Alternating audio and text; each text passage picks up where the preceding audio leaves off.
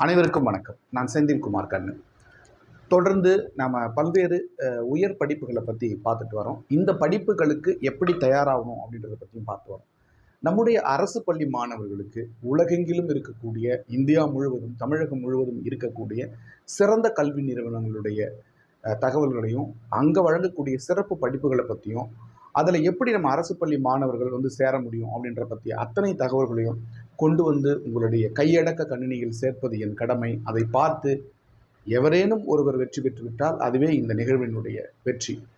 அந்த வகையில் இன்றைக்கு நாம் பார்க்க இருக்கக்கூடிய ஒரு கல்லூரி, ஒரு படிப்பு, ஒரு மிகச்சிறந்த ஒரு படிப்பு. தமிழகத்தில் இது தமிழக அரசாங்கத்தினுடைய கல்வி நிறுவனத்தில் இருக்கக்கூடிய ஒரு படிப்பு. தமிழகத்தில் இந்த ஒரு கல்லூரியில் மட்டும்தான் இப்படி ஒரு படிப்பு இருக்கிறது, வேற எந்த கல்லூரியிலும் இல்லை. அப்படிப்பட்ட ஒரு ஆகச்சிறந்த படிப்பைத்தான் இன்றைக்கு நாம் பார்க்க இருக்கிறோம்.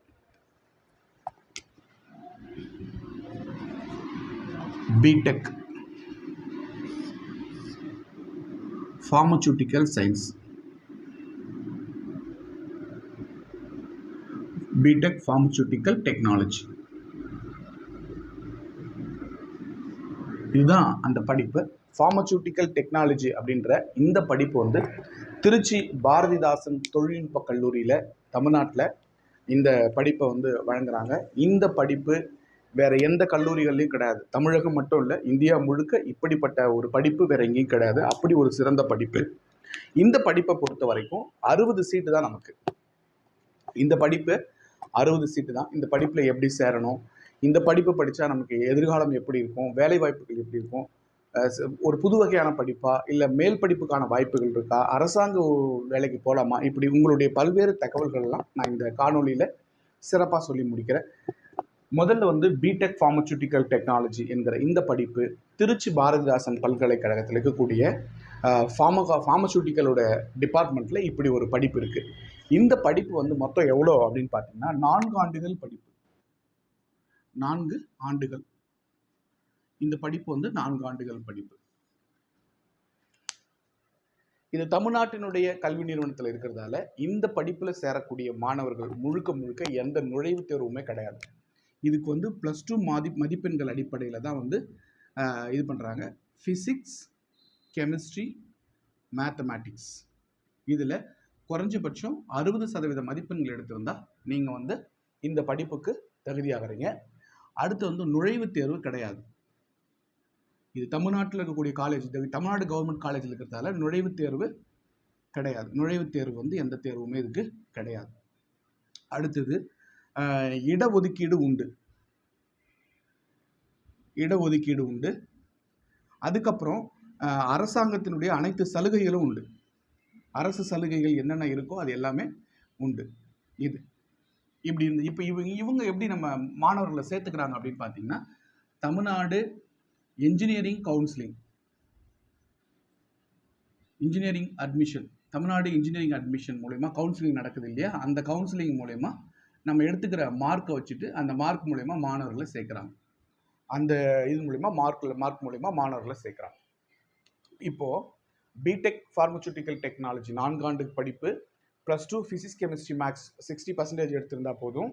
நுழைவுத் தேர்வு கிடையாது. அதே மாதிரி இடஒதுக்கீடு உண்டு. இப்படி இந்த படிப்பு தமிழ்நாடு இன்ஜினியரிங் அட்மிஷனில் நீங்கள் கவுன்சிலிங் வந்து அண்ணா யூனிவர்சிட்டியில் அப்ளிகேஷன் போட்டு கவுன்சிலிங் வந்து ஜாயின் பண்ணி இந்த படிப்பை நீங்கள் தேர்ந்தெடுக்கலாம். தமிழ்நாடு முழுக்க 60 இடங்கள் மட்டும்தான் இருக்குது. 60 இடங்கள் இருக்கிறதால அப்போது மொத்தமாக இன்ஜினியரிங் கவுன்சிலிங்க்கு எவ்வளோ பேர் வந்து அப்ளிகேஷன் போடுறாங்க, நல்ல மதிப்பெண்கள் எடுக்கிற 60 பேருக்கு இந்த சீட் கிடைக்கும். அப்படின்னா இது எவ்வளோ காம்படிஷன் இருக்குன்றதை நீங்களே உணர்ந்து பாருங்கள். இன்னொன்று, இந்திய தொழில்நுட்ப அங்கீகரிப்பு டைரக்டர் ஆஃப் டெக்னிக்கல் எஜுகேஷன் அப்படின்னு சொல்லக்கூடிய இந்திய தொழில்நுட்ப பல்கலைக்கழகத்தால் அங்கீகரிக்கப்பட்ட ஒரு படிப்பு. இப்போது எம்பிபிஎஸ் முடித்தா மெடிக்கல் கவுன்சிலில் பதிவு பண்ணணும் இல்லையா? அதே மாதிரி ஃபார்மசி முடித்தா ஃபார்மசி கவுன்சில் பண்ணணும். அதே மாதிரி வக்கீலுக்கு படிச்சிங்க அப்படின்னா பார் கவுன்சிலில் பதிவு பண்ணணும். வக்கீல்கள் அப்படின்னா முடிச்சுட்டு பார் கவுன்சிலில் பதிவு பண்ணணும். அது மாதிரி இந்த ஃபார்மசூட்டிக்கல் டெக்னாலஜி முடிச்சிட்டிங்க அப்படின்னு சொன்னால் இந்திய தொழில்நுட்ப பல்கலைக்கழகத்தில் வந்து நீங்கள் என்ன பண்ணணும், பதிவு பண்ணி உங்களுக்கு வந்து ரிஜிஸ்ட்ரேஷன் நம்பர் கொடுத்துருவாங்க. அப்போது இதுக்கு ஒரு கவுன்சில் இருக்குது, இந்திய தொழில்நுட்ப கவுன்சில். அதன் மூலயமா அங்கே வந்து நீங்கள் பதிவு பண்ணிவிட்டு உங்களுடைய ப்ராக்டிஸை நீங்கள் ஸ்டார்ட் பண்ணலாம்.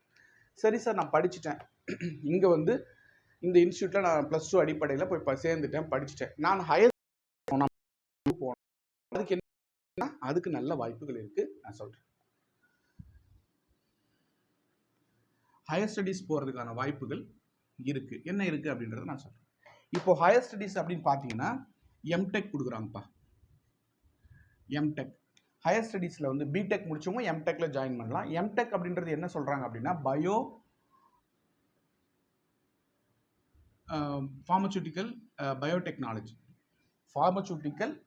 பயோடெக்னாலஜின்ற படிப்பை எம்டெக்ல கொடுக்குறாங்க. ஃபார்மசூட்டிக்கல்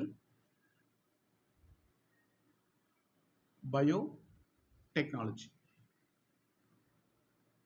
அப்படின்ற படிப்பை எம்டெக்ல கொடுக்குறாங்க. எம்டெக் வந்து 2 ஆண்டுகள். எம்டெக் வந்து 2 ஆண்டுகள். இதுக்கு நுழைவுத்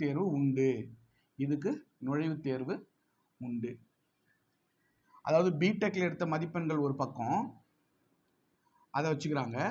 அதுக்கப்புறம் நுழைவுத் தேர்வுனா என்ன அப்படின்னா, நம்ம இது தமிழ்நாட்டில் மட்டும்தான், இது இந்தியாவில் இருக்கிற மற்ற மாநிலங்களில் இருக்கிறவங்க வந்து இங்கே படிக்க முடியாது. அதனால மற்ற ஜென்ரல் எக்ஸாம் அவங்களுக்கு கிடையாது. அப்போ தமிழ்நாட்டில்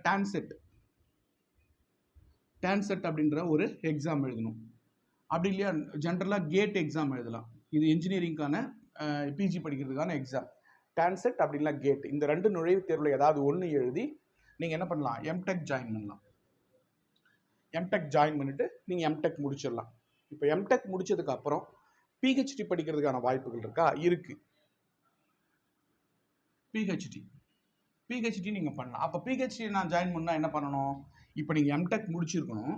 எம்டெக் முடிச்சுட்டு எம்டெக்கில் நீங்கள் என்ன பர்சன்டேஜ் வாங்கியிருக்கீங்களோ அது ஒரு பக்கம். அடுத்து வந்து இதுக்கு வந்து தேசிய அளவில் நுழைவுத் தேர்வு இருக்குது. இது மட்டும் தேசிய அளவு நுழைவுத் தேர்வு இருக்குது. என்ட்ரன்ஸ் எழுதணும். அதுக்கப்புறம் அங்கே இருக்கிற போர்டு மெம்பர்ஸ் வந்து உங்களை வந்து நேர்காணல் பண்ணுவாங்க. நேர்காணல் பண்ணி எங்கே இருக்கிற போர்டு மெம்பர்ஸு, திருச்சி பாரதிதாசன் பல்கலைக்கழகத்தில் இருக்கக்கூடிய அந்த ஃபார்மசூட்டிக்கல் கெமிஸ்ட்ரியோட டிபார்ட்மெண்ட்டில் இருக்கக்கூடிய அந்த கமிட்டி வந்து உங்களுடைய எம்டெக் மார்க்கு, அப்புறம் நுழைவுத் தேர்வு மார்க்கு, இதெல்லாம் வச்சு நேர்காணல் பண்ணி உங்களுடைய நீங்கள் எவ்வளோ நீங்கள் நாலேஜ் பர்சன் அப்படின்றத முடிவு பண்ணி தான் உங்களுக்கு என்ன பண்ணுவாங்க, இந்த பிஹெச்டி சீட்டை கொடுப்பாங்க. சரிங்களா? அதனால் வந்து ரொம்ப கேர்ஃபுல்லாக நீங்கள் பார்த்துங்க. இப்போ அடுத்தது சார், பிடெக் எம்டெக் முடிஞ்சிச்சு சார், பிஹெச்டி முடிச்சிட்டோம் சார். இப்போ இந்த துறை சார்ந்த வேலை வாய்ப்புகள் என்ன சார்? பிடெக் எம்டெக் முடிச்சாச்சு, பிஹெச்டி முடிச்சிட்டோன்னு வச்சுக்கோங்களேன். இப்போ என்ன வேலை வாய்ப்பு சார் இருக்குது எங்களுக்கு, நாங்கள் எங்கே சார் வேலைக்கு போக முடியும் அப்படின்னு சொன்னால், ஒரு விஷயம் நல்லா புரிஞ்சுக்கோங்க. இது வந்து ஃபார்மசூட்டிக்கல் டெக்னாலஜி, ஃபார்மசி டிபார்ட்மெண்ட்டில் எல்லா வேலைக்கும் நீங்கள் போகலாம். கெமிஸ்ட்ரி சம்மந்தப்பட்ட எல்லா டிபார்ட்மெண்ட்லையும் நீங்கள் வேலைக்கு போகலாம். அதுக்கப்புறம் டெக்னாலஜின்றது இன்ஜினியரிங் சம்மந்தப்பட்டது. அப்போ இன்ஜினியரிங் சம்மந்தப்பட்ட எல்லா டிபார்ட்மெண்ட்லையும் நீங்கள் வேலைக்கு போகலாம். உங்களுக்கு ஃபார்மசின்னு எடுத்துட்டிங்கன்னா அதில் ஒரு 60க்கும் மேற்பட்ட துறைகள் இருக்குது. கெமிஸ்ட்ரின்னு எடுத்திங்கன்னா 100க்கும் மேற்பட்ட துறைகள் இருக்குது. இன்ஜினியரிங் எடுத்திங்கன்னா அது அளவில்லாத அளவுக்கு துறைகள் இருக்குது. இப்போ இப்படி பல்வேறு விதமான துறைகளில் உங்களுக்கு வேலை வாய்ப்புகள் இருக்குது. அதனால் நீங்கள் வேலை வாய்ப்புகளை பற்றி பயப்பட வேண்டிய அவசியமே இல்லை. இனிஷியலாக நீங்கள் முடிச்சிட்டிங்க அப்படின்னு சொன்னால் மினிமம் உங்களுக்கு வந்து இந்த மினிமம் 30,000, அதாவது இனிஷியலாக நீங்கள் பிடெக் முடிச்சு உங்களுக்கு 30,000 ரூபாய் குறைஞ்சபட்ச சம்பளம். வருஷங்கள் போக போக வாய்ப்புகள் கூட உங்களுக்கு நல்ல சம்பளங்கள் கிடைக்கிறதுக்கான வாய்ப்புகள் இருக்குது. சிறப்பான சம்பளம் கிடைக்கும். அதே மாதிரி வெளிநாடுகள்லாம் நீங்கள் போயிட்டீங்கன்னா லட்சக்கணக்கில் சம்பாதிக்கலாம். நல்ல ஒரு அருமையான ஒரு படிப்பு. இதை நீங்கள் தேர்ந்தெடுத்து படிக்கும்போது ரொம்ப கேர்ஃபுல்லாக படிச்சிங்கன்னா சூப்பராக செட்டில் ஆகிடலாம். இன்னொரு விஷயம், இப்போது சார் பிடெக்கில் எவ்வளோ சார் செலவாகும், பிடெக் படிக்கிறதுக்கு எவ்வளோ சார் செலவாகும்? பிடெக் பார்த்தீங்கன்னா செமஸ்டர் தான்ப்பா. ஒரு செமஸ்டருக்கு 15,000 ரூபாய் ஃபீஸ். அப்போ ஒரு வருஷத்துக்கு 2 செமஸ்டர், ஒரு வருஷத்துக்கே 30,000 ரூபாய். அப்போ 4 வருஷம்னா கணக்கு பண்ணிக்கோங்க. எம்டெக்ல வந்து ஒரு செமஸ்டருக்கு 25,000 ரூபாய் ஃபீஸ். இது இவ்வளோ கம்மி ஃபீஸ் தான். பிஹெச்டிக்கு நீங்கள் என்ன டிபார்ட்மெண்ட் எடுக்கிறீங்களோ அதுக்கு தகுந்த மாதிரி. இப்போ பாருங்கள், இப்போது பிடெக் எம்டெக் வந்து இவ்வளோ கம்மி ஃபீஸ் தான். ஆனால் இதுலேயே உங்களுக்கு என்னென்ன பெனிஃபிட் இருக்குன்றதை நான் சொல்லிடுறேன். இந்த ஃபீஸ் எல்லாம் வந்து கவர்மெண்ட்டே கட்டிடுவாங்க. அதுக்கான வாய்ப்புகள் இருக்குது. 7.5% இடஒதுக்கீட்டில் போனீங்க அப்படின்னா ஃபீஸே நீங்கள் கட்ட தேவையில்லை. 6லேருந்து 12வது வரைக்கும் நீங்கள் தமிழ் மீடியத்தில் படிச்சிருந்தீங்க அப்படின்னா உங்களுக்கு ஃபீஸே ₹1 கூட கட்ட தேவையில்லை. முதல் தலைமுறை பட்டதாரியாக இருந்தீங்க அப்படின்னு சொன்னால் உங்களுக்கு எந்த ஃபீஸும் தேவையில்லை. எஸ்சி, எஸ்டி, எஸ்சிஏ இந்த மாதிரி ஸ்டூடெண்ட்டாக இருந்தால் உங்களுக்கு ஃபீஸே கிடையாது. இது எல்லாம் எப்படி? அது இல்லாமல் ஸ்காலர்ஷிப் எல்லாமே உண்டு. கவர்மெண்ட் காலேஜ்ன்றதால ஸ்காலர்ஷிப் உண்டு. அப்புறம் வந்து எம்பிசி, பிசி மாணவர்களுக்கான கல்வி உதவித்தொகை உண்டு. இப்படி பல்வேறு விதமான சலுகைகளை அந்த நிறுவனம் வாரி வழங்குது மாணவர்களுக்கு. என்னை பொறுத்த வரைக்கும் இந்த படிப்பில் பிடெக் ஃபார்மசூட்டிக்கல் டெக்னாலஜிங்கிற ஒரு படிப்பில் நீங்கள் போய் ஜாயின் பண்ணிட்டீங்க அப்படின்னு சொன்னால் நீங்கள் கட்டின ஃபீஸ் திரும்பி வந்துடும், ஸ்காலர்ஷிப் கிடைக்கும், நல்ல காலேஜில் நல்ல இன்ஃப்ராஸ்ட்ரக்சர் இருக்கக்கூடிய அற்புதமான காலேஜில் நீங்கள் படிக்கிறதுக்கான வாய்ப்பு கிடைக்கும். நல்ல ஃபெசிலிட்டிஸ் இருக்கும், ஃபேக்கல்ட்டி இருக்கும். ரொம்ப ரொம்ப முக்கியமானது அதுதான். அந்தளவுக்கு ஒரு வேலை வாய்ப்புகள் நீங்கள் படித்து முடிச்சுட்டு வெளியே வரும்போது நீங்கள் வேலை வாய்ப்புகளோடு வரலாம். உலகம் முழுக்க வேலை வாய்ப்புகள் கொட்டி கிடக்கிறது. ஆகவே சிறந்த படிப்பு, அருமையான படிப்பு, தைரியமாக எடுங்க, சக்ஸஸ்ஃபுல்லாக இருங்க. குறிப்பாக இந்த வருஷம் +2 படிக்கிற மாணவர்களுக்கு ஒரு வேலை வாய்ப்பு மிஸ் ஆகிட்டாலும் இப்போ வந்து +2 படிக்க போகிற மாணவர்கள் இந்த கவனத்தில் வச்சுட்டு ரொம்ப சிறப்பாக உங்களுடைய பணிகளை திட்டமிட்டு செய்யுங்க. தம்பி 9th 10th படிக்கிறீங்க பற்றியா, நீங்கள் ஃபிசிக்ஸ், கெமிஸ்ட்ரி, மேக்ஸில் ஆர்வமாக இருந்தால் உங்களுக்கான துறை தாண்டா தம்பி. இது விடவே விடாது. 60 பேர் தான் அடித்து ஒரு சீட்டு வாங்கிட்டேன்னா உன் லைஃப் செட்டில்டா. எதை பற்றியும் கவலைப்பட வேணாம். இங்கே வினை யான் பெறவே என்ன தவம் செய்தேனோன்னு சொல்லிட்டு உங்கள் அப்பா அம்மாவுக்கு வாழ்க்கையில் ஏதாவது செய்யணும்னு நினச்சா இந்த மாதிரி இன்ஸ்டியூட்டில், இந்த மாதிரி இடத்துல ஒரு சீட்டை வாங்கி படித்து ஒரு செட்டில் ஆகிட்டேன்னு சொன்னால் அதை விட ஒரு சந்தோஷம் அப்பா அம்மாவுக்கு வேறு எதுவுமே இல்லை. அருமையான வாய்ப்பு. உலகம் முழுக்க இருக்கக்கூடிய அத்தனை தகவல்களையும் கொண்டு வந்து அரசு பள்ளி மாணவர்கள் காலடியில் கொட்டுவது என் வேலை. அதிலிருந்து உங்களுக்கு தேவையானதை எடுத்து உங்கள் வாழ்க்கையை மேம்படுத்தி கொள்ளுங்கள். அரசு பள்ளி மாணவர்களுக்கு, குறிப்பாக கிராமப்புற அரசு பள்ளி மாணவர்களுக்கு தகவல்களை கொண்டு வந்து சேர்ப்பது மட்டுமல்ல, என்னென்ன வாய்ப்புகள் இருக்கிறது என்பதையும் தொடர்ந்து சொல்லிக்கொண்டே இருப்பேன். நன்றி, வணக்கம்.